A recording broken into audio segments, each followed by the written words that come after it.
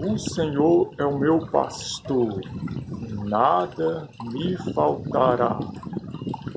Deitar-me faz em verdes pastos, guia-me mansamente a águas tranquilas.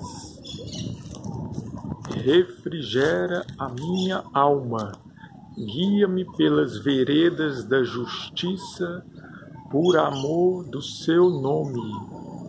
Ainda que eu andasse pelo vale da sombra da morte, não temeria mal algum, porque tu estás comigo, a tua vara e o teu cajado me consolam. Preparas uma mesa perante a mim na presença dos meus inimigos. Unges a minha cabeça com óleo, o meu cálice transborda.